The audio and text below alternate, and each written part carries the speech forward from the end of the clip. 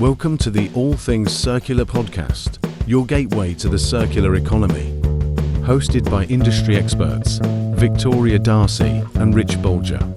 Every episode is proof that circularity isn't just good for the planet. It's a smart business decision. Our mission is simple: to empower, to inform, and to show you how to make the circular economy work for you. Welcome to another edition of the All Things Circular podcast. I'm Damian. And I'm Vic Darcy. And today we have Zahra with In the Loop, and she's doing a lot of cool things. We snagged her after we saw her very impressive pitch at the startup competition. So Zahra, tell us a little bit about yourself and about your business. Yeah, totally. So essentially, I got my start in this space really because I was passionate about two things, the environment and anti-human trafficking. To me, secondhand consumption and secondhand fashion was a really great way to merge those two passion areas, because through what we wear, we can express our values and the human and environmental footprint of what we consume. So the human footprint being labor trafficking is really ingrained in a lot of supply chains, fashion being one of those. And so by buying used, you're kind of averting that moral quandary, right? Things are already in existence. And so you're not contributing to any harmful supply chains, presumably. And then on the environmental side, we all know that buying used diverts X amount of gallons and pounds of CO2. So it's the better option for our planet. So to me, secondhand fashion was my way of really acting on those two passions and the intersection of them. So in college, I began to resell. I went to school in Nashville, and there's a big vintage culture there. So I was flipping clothing, selling online.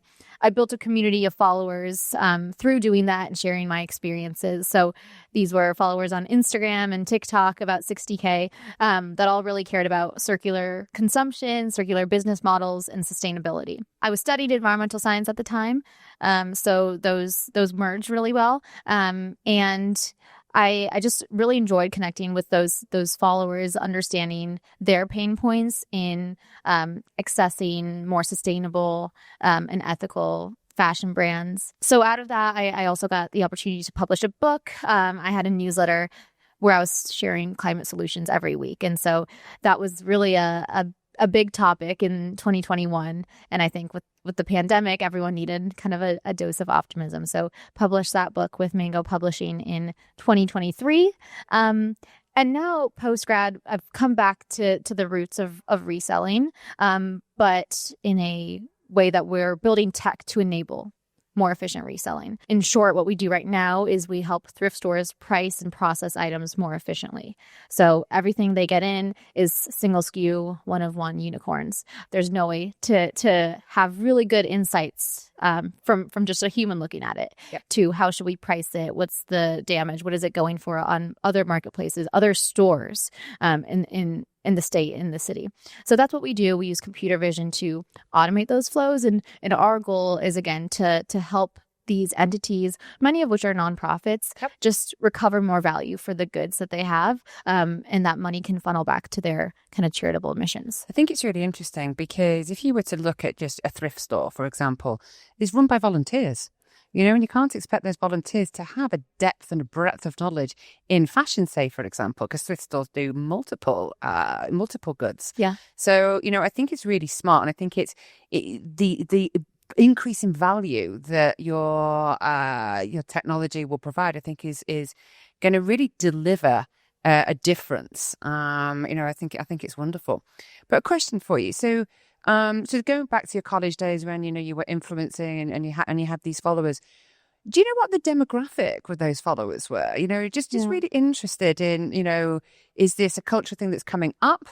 Is this growing? Is this, you know, were you managing to actually penetrate, you know, Gen Xers like myself? Mm-hmm. You know, do you kind of, you know, what can you tell us about the demographic? Yeah, frankly, I think it was called the infographic revolution during that time, 2020, 2021, where people were on their phones a lot. TikTok wasn't as big of a thing, so it was mostly Instagram.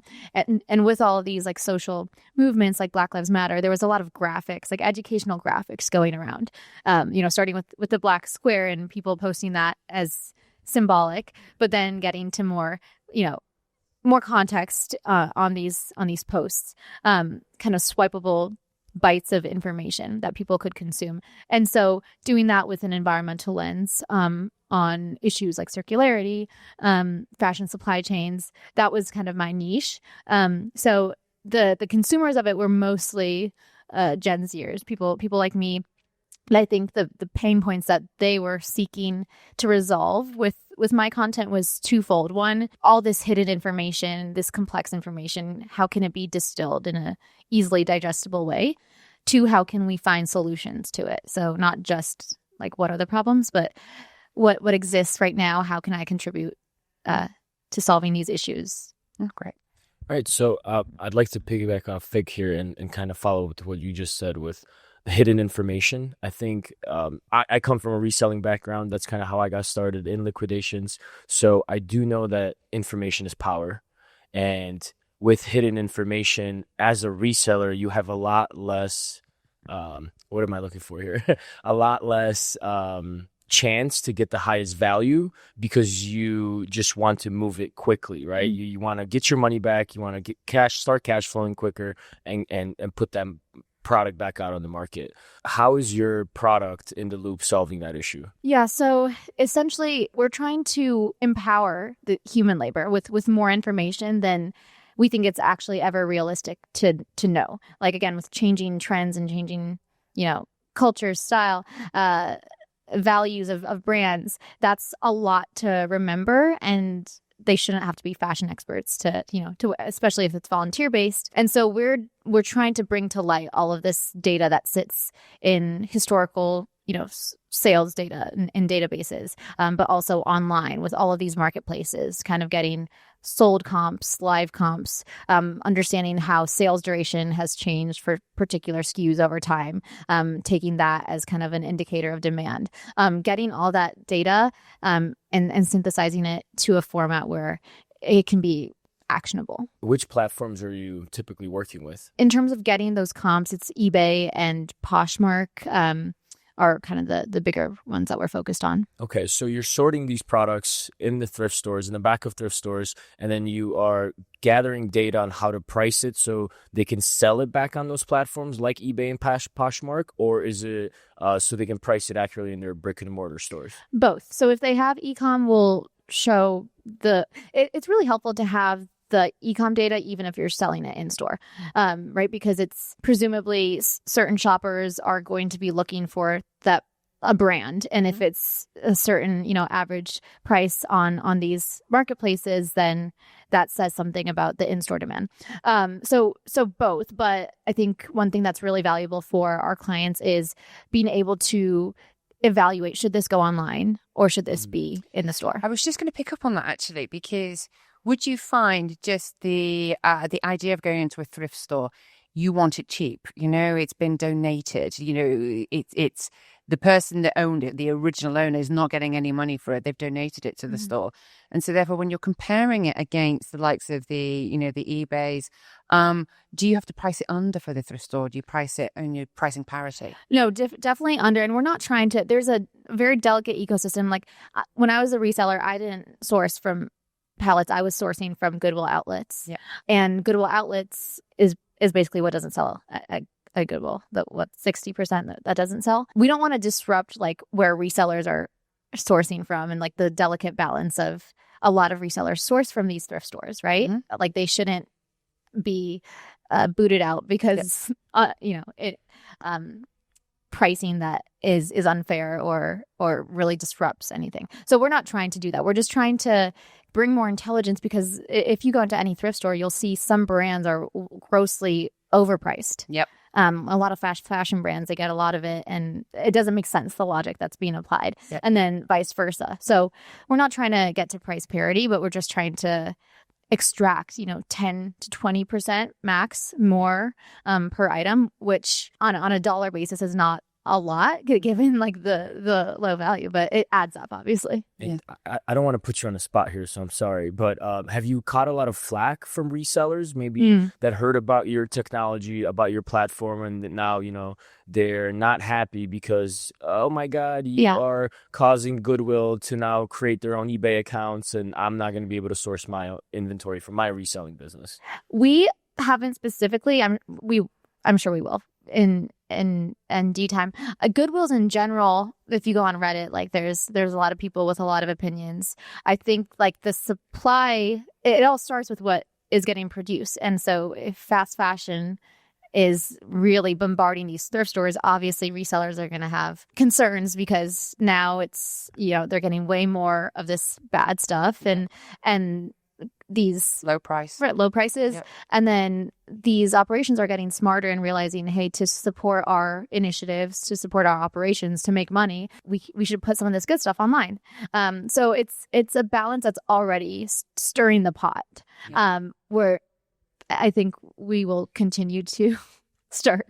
Yeah, I think so too. To be honest, I think so too. The reselling crowd is not an easy crowd to deal with. Yeah. But it's a lovely crowd. I come from that crowd, so.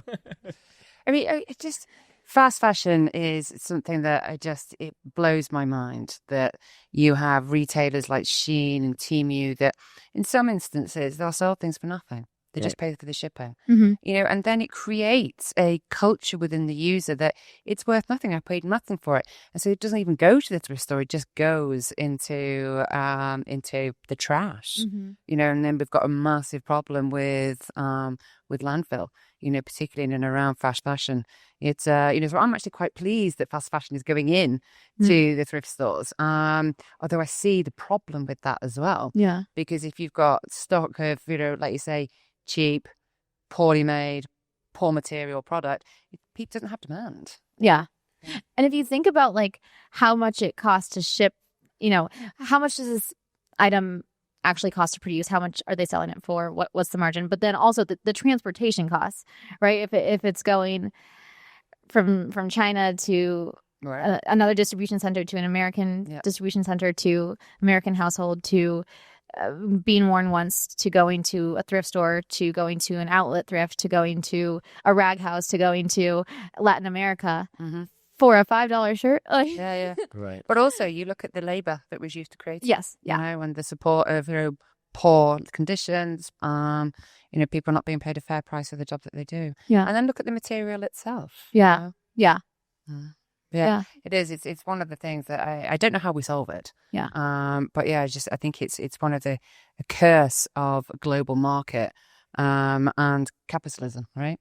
Did you find it, or do you, have you found that finding information and data on fast fashion kind of resale and salvage values is a lot tougher than vintage?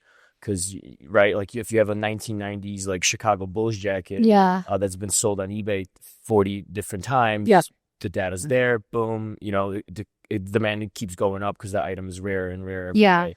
But the fast fashion, I find that, when I bring in a truckload of clothing that's originally MSRP under $9.99, there's not much resale value there, right? Even though it's brand new, and you can't find any information on it anywhere, totally, because it only existed in that one chain, and there's just no info on it. Yeah, absolutely. I think it's a little different if it's like a plain shirt versus a lot of these Shein.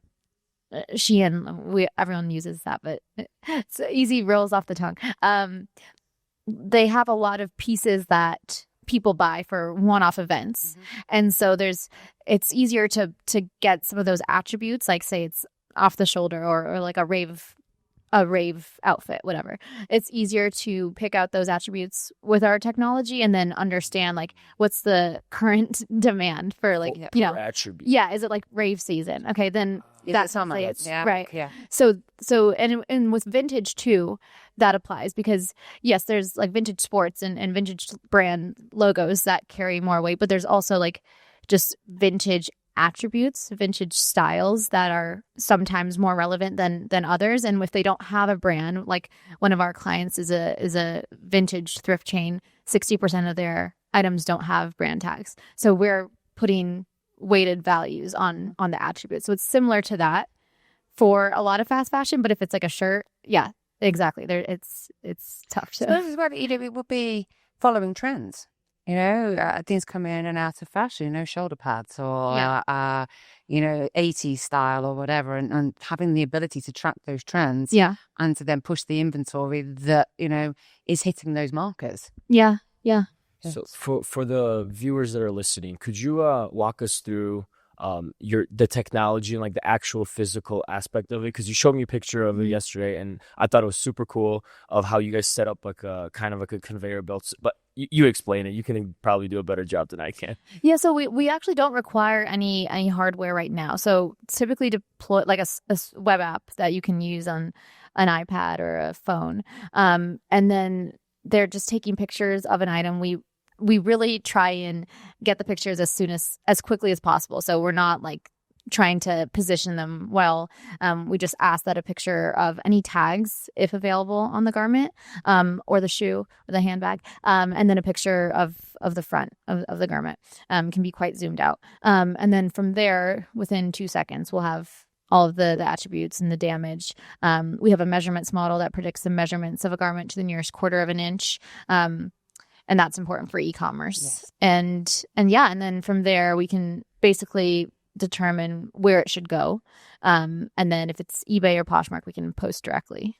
Okay. So majority of your clients, I'm assuming, are enterprise level, kind of bigger Goodwill type of thrift stores that are trying to sort their inventory and get a higher return. Yeah. The biggest, most like salient value prop is take the subjectivity out of pricing. Okay. Well, that's cool.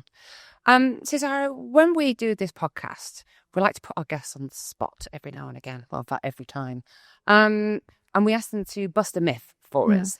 So with your experience and what you're doing, is there a myth that you hear that you just think that's just not true, that you could bust for our listeners? Yeah, I would say, and I might bop to the number, but a myth is that like changes in consumption, in terms of shopping and eating, don't make a dent in emissions. But the reality is in America, it's 60-something% of emissions are from like household consumption. So that spans like food, what we buy, what we waste, energy. But if you think about like the household unit and the habits within a household, of how they go about life, which includes shopping, that's very significant.